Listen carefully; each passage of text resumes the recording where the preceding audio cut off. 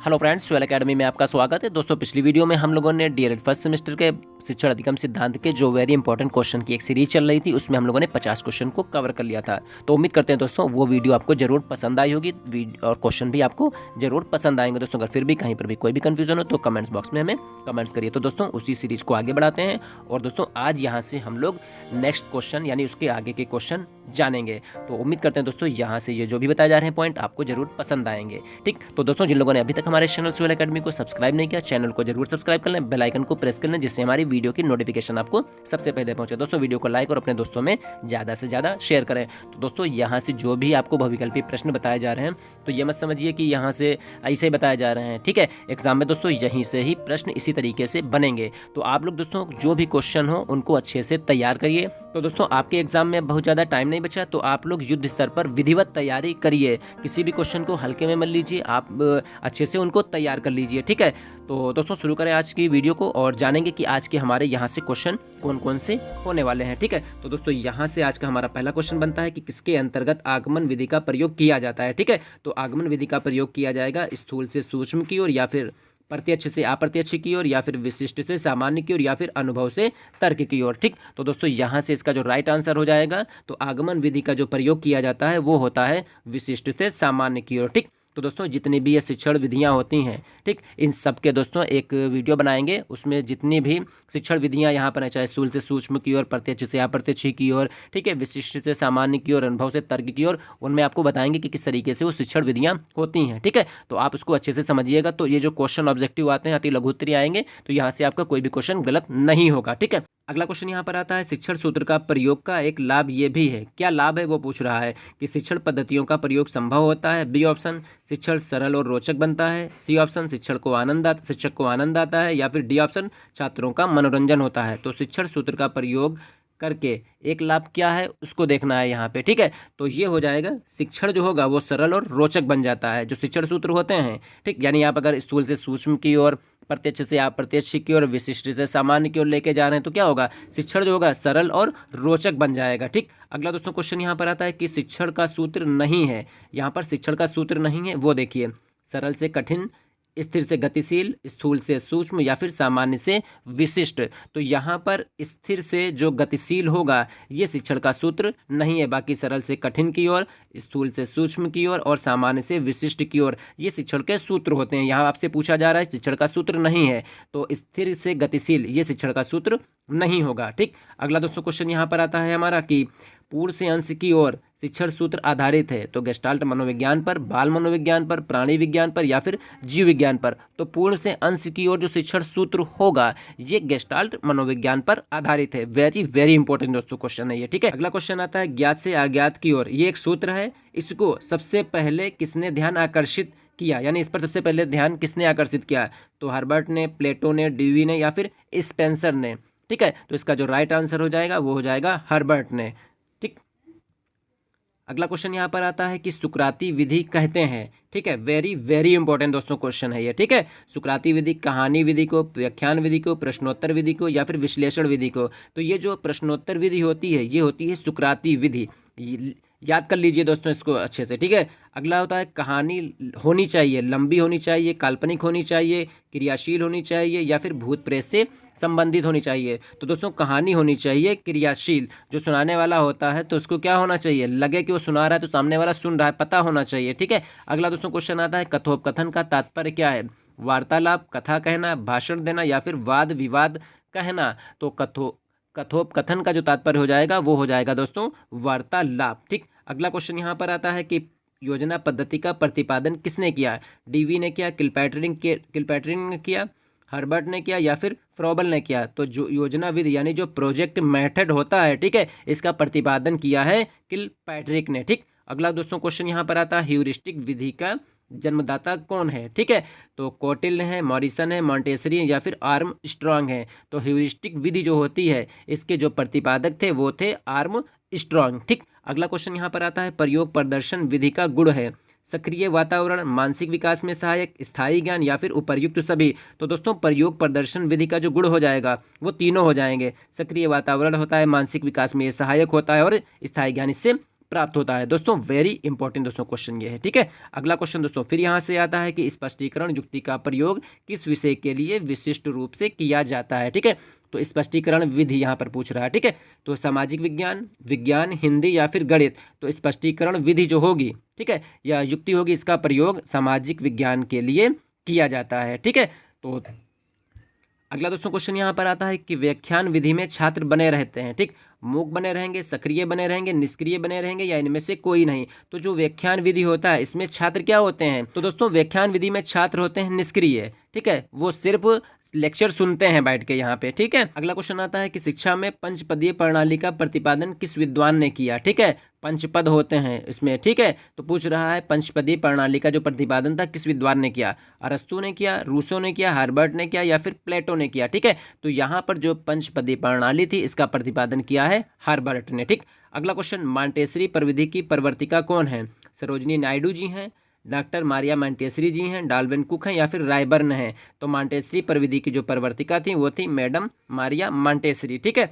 अगला क्वेश्चन दोस्तों यहाँ पर आता है कि बालोद्यान शिक्षण प्रविधि के प्रवर्तक यानी किंडरगार्टन की यहाँ पर बात चल रही है, ठीक है। उसके प्रवर्तक कौन थे, केजी के यानी किंडरगार्टन के, मैकडूगल, रायबर्न या फिर काल्वेल कुक या फिर फ्रोबेल। तो दोस्तों ये जो फ्रोबेल थे ये बालोद्यान शिक्षण यानी किंडरगार्टन जो था, ठीक है, उस प्रविधि के ये प्रतिपादक थे, ठीक। अगला क्वेश्चन आता है कि खेल प्रविधि के प्रवर्तक महात्मा गांधी, काल्वेल कुक या फिर जॉन डीवी या फिर थॉमस एम रस्क, ठीक। तो खेल विधि के जो प्रतिपादक थे वो थे जॉन डीवी, याद रखिएगा दोस्तों, बहुत ही इंपॉर्टेंट क्वेश्चन यहाँ पे है, ठीक है। अगला क्वेश्चन, शिक्षा संबंधी भ्रमण कौन सी शिक्षा युक्ति है, तो व्याख्यान युक्ति है, अभिनय है या फिर कथोपकथन या फिर पर्यटन।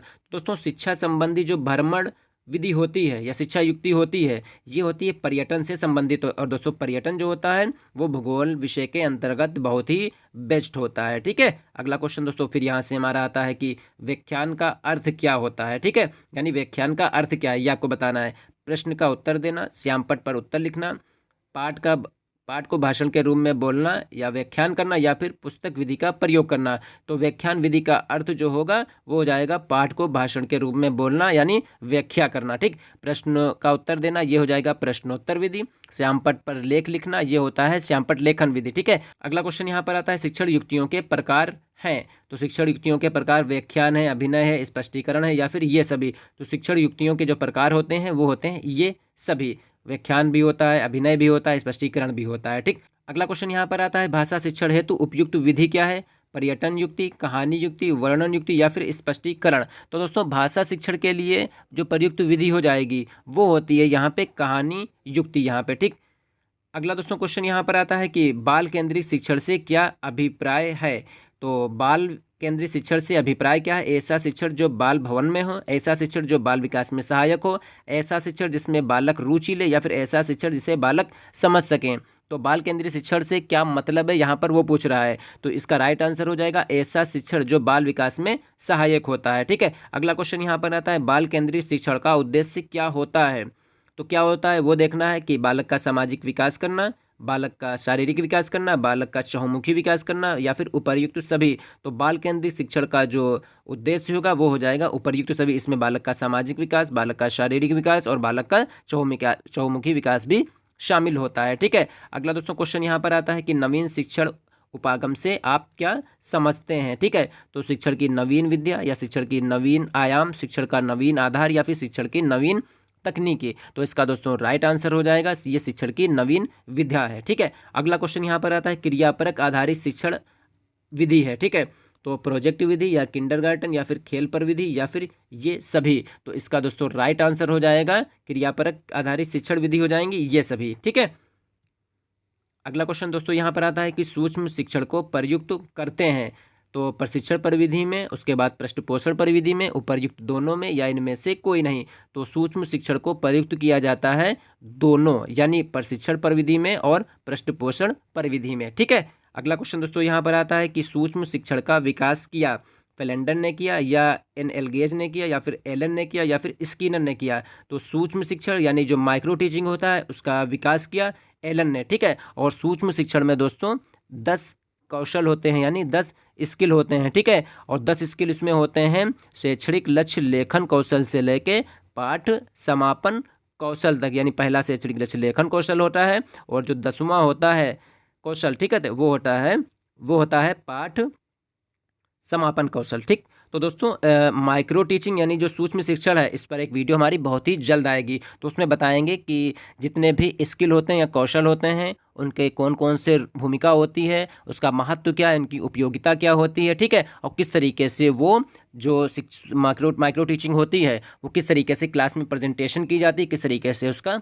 प्लान बनता है। ठीक, सब कुछ दोस्तों सूक्ष्म शिक्षण की एक वीडियो जल्द आएगी, उसमें आप उसको अच्छे से समझ लीजिएगा। ठीक है, अगला दोस्तों क्वेश्चन यहाँ पर आता है कि छात्रों में प्रशिक्षण के समय विकसित किया जाता है, क्या विकसित किया जाता है, कौशल, व्यक्तित्व या फिर प्रेरणा, ये या फिर ज्ञान। तो छात्रों में प्रशिक्षण के समय क्या विकसित किया जाता है ये पूछ रहा है। ठीक है, तो उस जो प्रशिक्षण के समय होगा वो हो जाएगा कौशल यहाँ पे। ठीक, अगला क्वेश्चन दोस्तों फिर यहाँ पर आता है कि पाठ की प्रस्तावना को रोचक ढंग से प्रस्तुत करना क्या कहलाता है, प्रस्तावना पठन कहलाता है, प्रस्तावित शिक्षण या फिर प्रस्तावना निरूपण या फिर पाठ प्रस्तावना कौशल। तो पाठ की प्रस्तावना को रोचक ढंग से प्रस्तुत करना कहलाता है पाठ प्रस्तावना कौशल। ठीक है, तो दोस्तों ये जो पाठ प्रस्तावना कौशल होता है ये सूक्ष्म शिक्षण का एक कौशल है। ठीक है, ये मान के चलिए ये आता है सेकंड कौशल यहाँ पे। ठीक, पहला जो आएगा वो हो जाएगा शैक्षणिक लक्ष्य लेखन कौशल। ठीक, अगला दोस्तों क्वेश्चन यहाँ पर फिर आता है कि श्यामपट्ट पर कार्य करते समय अध्यापक को खड़ा होना चाहिए,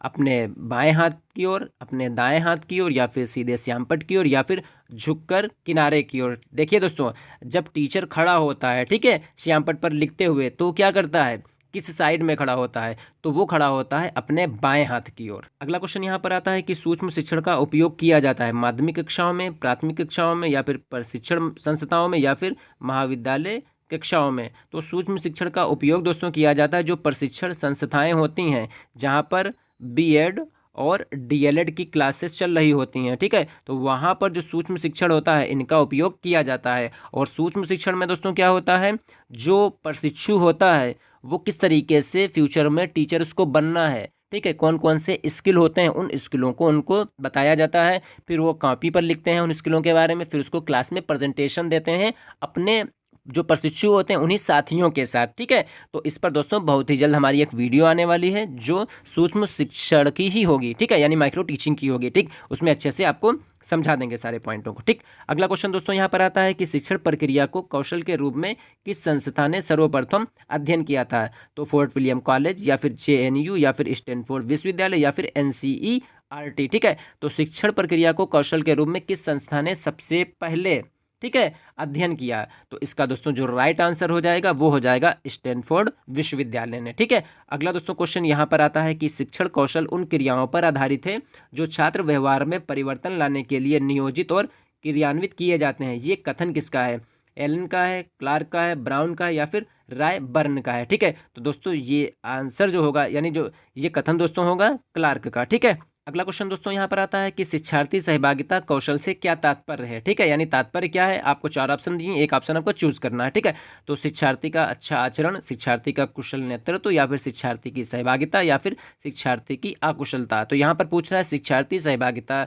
कौशल से क्या तात्पर्य है। ठीक है, तो दोस्तों यहाँ पर जो शिक्षार्थी की सहभागिता होगी यही हो जाएगा शिक्षार्थी सहभागिता कौशल। ठीक है, उसके बाद दोस्तों अगला क्वेश्चन यहाँ पर आता है कि सूक्ष्म शिक्षण का उपयोग करते हैं, ठीक है, पाठ्य वस्तु स्वामित्व में, शिक्षण कौशल में, या फिर कक्षा समस्या समाधान में, या फिर शिक्षक व्यवहार में। तो सूक्ष्म शिक्षण का उपयोग करते हैं शिक्षण कौशल में। ठीक है, अगला क्वेश्चन दोस्तों यहाँ पर फिर आता है कि सामूहिक चर्चा की उच्च स्तरीय शिक्षण विधियां हैं, विचार समिति, विचार गोष्ठी, सम्मेलन, या फिर ये सभी। तो सामूहिक चर्चा की उच्च स्तरीय शिक्षण विधियां पूछ रहा है, तो विचार समिति भी होती है, विचार गोष्ठी भी हो जाएगी, सम्मेलन भी हो जाएगा, और ये सभी। तो इसका दोस्तों जो राइट आंसर हो जाएगा वो हो जाएगा ये सभी। तो उच्च स्तरीय शिक्षण विधियों में विचार समिति भी शामिल होती है, विचार गोष्ठी भी शामिल होती है, सेमिनार सम्मेलन भी शामिल हो जाते हैं। ठीक है, अगला क्वेश्चन यहाँ पर आता है कि बहुश्रेणी शिक्षण विधि संबंधित है किससे, अध्यापकों से, प्रधानाचार्यों से, मॉनिटर से, या फिर ये सभी। तो बहुश्रेणी शिक्षण जो विधि होती है ये दोस्तों संबंधित है मॉनिटर से। ठीक है, अगला क्वेश्चन यहाँ पर आता है कि प्रस्तावना प्रश्न का संबंध है। तो प्रस्तावना प्रश्न जो होता है उसका संबंध किससे होता है, विषय वस्तु से होता है, पूर्व ज्ञान से होता है, या फिर शिक्षक ज्ञान से, या फिर अश्रृंखलाबद्धता से। तो दोस्तों प्रस्तावना प्रश्न का जो संबंध होगा वो हो जाएगा पूर्व ज्ञान से। तो बच्चों के पूर्व ज्ञान पर आधारित प्रस्तावना कौशल में क्या होता है, बच्चों के पूर्व ज्ञान पर आधारित 3 से 5 प्रश्न पूछे जाते हैं, ठीक है। और तीसरा, चौथा या पांचवा जो प्रश्न होता है वो प्रॉब्लमेटिक क्वेश्चन होता है। और इसमें दोस्तों जो क्वेश्चन आप करेंगे, बच्चा जो आंसर देगा उसी आंसर से आप अगला क्वेश्चन बनाएंगे, फिर जो बच्चा आंसर देगा, ठीक है, उसी आंसर से क्या करेंगे, आप अगला क्वेश्चन बनाएंगे, ठीक है। यानी जो आंसर बच्चा देगा उसी आंसर से आपको क्वेश्चन बनाना है, ठीक है। तो आपको दोस्तों यहाँ पर प्रस्तावना कौशल, उद्दीपन परिवर्तन, व्याख्यान, श्यामपट्ट लेखन कौशल, उदाहरण कौशल, ठीक है, और उसके बाद उद्दीपन परिवर्तन, पुनर्बलन, खोजपूर्ण प्रश्न कौशल, जितने भी कौशल हैं दोस्तों, यानी 10 स्किल हैं, तो इन 10 स्किलों के बारे में बहुत ही जल्द आपको वीडियो प्रोवाइड करवा देंगे, ठीक है। उसके बाद दोस्तों अगला क्वेश्चन यहाँ पर आता है कि व्याख्या कौशल की विशेषताएं हैं, यह उच्च कक्षाओं के लिए उपयोगी है, इसमें शिक्षक को सदैव सक्रिय रहना पड़ता है, अधिक से अधिक संख्या में छात्र सुनकर इसे नोट कर सकते हैं, या फिर उपर्युक्त सभी। तो दोस्तों व्याख्यान कौशल की जो विशेषताएं होती हैं वो हो जाती हैं उपयुक्त सभी, यानी जब हम लेक्चर दे रहे होते हैं तो क्या होता है, उच्च कक्षाओं के लिए ये उपयोगी है, ठीक। आप डीएलएड कर रहे हैं तो यहाँ पर क्या है, आपका जो भी मेथड चलेगा वो लेक्चर मेथड से आपको पढ़ाई होती है, ठीक है। उसके बाद ये शिक्षक को सदैव सक्रिय रहना पड़ता है, तो इसमें शिक्षक क्या होता है, सक्रिय रहेगा, और छात्र क्या होता है, उनको सुनता है वो, ठीक। और मेन जो पॉइंट होते हैं उनको क्या करता है, वो नोट कर लेता है, ठीक है। ध्यान रखिएगा दोस्तों, तो व्याख्या कौशल की ये विशेषताएं हो जाती हैं, ठीक। उसके बाद दोस्तों अगला क्वेश्चन आता है कि सूक्ष्म शिक्षण की मुख्य अवस्था क्या है यहाँ पे, तो ज्ञान प्राप्ति, अंतरण, या फिर कौशल का अधिग्रहण, या फिर ये सभी। तो दोस्तों इसका जो राइट आंसर हो जाएगा वो हो जाएगा ये सभी। तो सूक्ष्म शिक्षण की मुख्य अवस्था हो जाएगी, ज्ञान प्राप्ति हो जाती है, अंतरण हो जाता है, ठीक, और कौशल का अधिग्रहण हो जाता है, ठीक है। अगला दोस्तों क्वेश्चन यहाँ से फिर हमारा आता है कि शिक्षण कौशल से सहज होती है अंतःक्रिया, बाह्य क्रिया, या फिर आंतरिक क्रिया, या फिर इनमें से कोई नहीं। तो दोस्तों शिक्षण कौशल से क्या होगा, ये हो जाएगा जो सहज होती है वो अंतःक्रिया सहज हो जाती है, ठीक है। उसके बाद दोस्तों अगला क्वेश्चन यहाँ पर लिखा है उदाहरण स्पष्टीकरण में आवश्यक क्या है, ठीक है। संपूर्ण पाठ, केवल प्रस्तावना, उदाहरण, या फिर कठिन शब्द। तो उदाहरण स्पष्टीकरण में आवश्यक है उदाहरण यहाँ पे, ठीक है। तो दोस्तों ये भी जो उदाहरण स्पष्टीकरण होता है ये भी क्या है, सूक्ष्म शिक्षण का एक स्किल है यहाँ पे, ठीक है। उसके बाद दोस्तों अगला क्वेश्चन यहाँ से हमारा आता है कि न्यूनतम अधिगम स्तर का क्षेत्र है जानना, समझना, चिंतन करना, या फिर ये सभी। तो दोस्तों न्यूनतम अधिगम स्तर का जो क्षेत्र हो जाएगा वो हो जाएगा ये सभी, जानना, समझना, चिंतन करना, ठीक है। तो इस तरीके से ये सभी हो जाते हैं। अगला क्वेश्चन यहाँ पर आता है न्यूनतम अधिगम प्रतिफल के लिए है, क्या है, पाठ्यक्रम में सुधार आवश्यक है, अभिभावकों का शिक्षित होना, ठीक, अध्यापकों का अप्रशिक्षित होना, या फिर उपर्युक्त में से कोई नहीं। तो यहाँ पर न्यूनतम अधिगम प्रतिफल के लिए क्या है, तो पाठ्यक्रम में सुधार आवश्यक है इसमें, ठीक है। उसके बाद दोस्तों अगला क्वेश्चन यहाँ से हमारा आता है कि अधिगम का अर्थ है तो लक्ष्य प्राप्त करना, सीखना, व्यवहार करना, यानी परिवर्तन, या फिर ये सभी। तो अधिगम का दोस्तों जो अर्थ हो जाएगा वो हो जाएगा सभी, इसमें लक्ष्य प्राप्त करना होता है, सीखना भी होता है, और व्यवहार करना यानी परिवर्तन भी हो जाता है, ठीक है। उसके बाद अगला क्वेश्चन यहाँ पर आता है शिक्षा के स्तर को सुधारने के लिए क्या आवश्यक है, यानी कौन सी चीज़ें ज़रूरी हैं, अच्छी पुस्तकें, अच्छी परीक्षा व्यवस्था, शिक्षकों में गुणात्मक सुधार, या फिर ये सभी।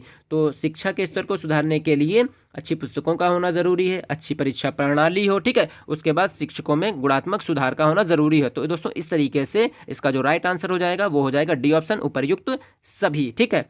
उसके बाद दोस्तों अगला क्वेश्चन यहाँ पर आता है कि थार्नडाइक ने सीखने के मुख्य कितने नियमों का प्रतिपादन किया, 2 नियम, 3 नियम, 5 नियम, या फिर 7 नियम। तो थार्नडाइक ने सीखने के जो मुख्य नियम बताए वो बताए थे 3 यहाँ पे, ठीक है। उसके बाद दोस्तों अगला क्वेश्चन यहाँ पर आता है कि अनुभव द्वारा व्यवहार में परिवर्तन क्या कहलाता है, ठीक है। तो कल्पना कहलाता है, तर्क कहलाता है, स्मृति कहलाता है, या फिर सीखना कहलाता है। तो दोस्तों अनुभव द्वारा व्यवहार में जो परिवर्तन होता है तो उसको कहते हैं सीखना, ठीक। उसके बाद दोस्तों अगला क्वेश्चन यहाँ से आता है कि पावलोव ने निम्नलिखित में से किसके ऊपर प्रयोग करते हुए अपने सीखने के सिद्धांत का प्रतिपादन किया। तो देखिए पावलोव ने किसके ऊपर प्रयोग करते हुए अपने सीखने के सिद्धांत का प्रतिपादन किया था, वनमानुष पर, कुत्ता पर, बिल्ली पर, या फिर मनुष्य पर, ठीक है। तो दोस्तों पावलोव ने किस पर किया था, कुत्ता पर, ठीक है। तो ये भी दोस्तों वेरी वेरी इंपॉर्टेंट क्वेश्चन है, ठीक है। तो दोस्तों आज की इस वीडियो में हम लोगों ने 50 और क्वेश्चनों को कवर किया। तो उम्मीद करते हैं दोस्तों यहाँ से जो भी बताए जा रहे हैं पॉइंट हैं या जो भी बताए जा रहे हैं प्रश्न है वो आपको अच्छे से समझ में आ रहे होंगे। तो उम्मीद करेंगे दोस्तों इन प्रश्नों को आप अच्छे से तैयार कर लेंगे। तो दोस्तों जिन लोगों ने अभी तक हमारे चैनल स्वेल एकेडमी को सब्सक्राइब नहीं किया, चैनल को जरूर सब्सक्राइब कर लें, बेल आइकन को प्रेस कर लें, जिससे हमारी वीडियो की नोटिफिकेशन आपको सबसे पहले पहुंचे। दोस्तों वीडियो को लाइक और अपने दोस्तों में ज़्यादा से ज़्यादा शेयर करें। तो मिलते हैं दोस्तों बहुत ही जल्द नेक्स्ट वीडियो में। तब तक के लिए दोस्तों अपना ख्याल रखिए और अपनी स्टडी को कंटिन्यू जारी रखिए।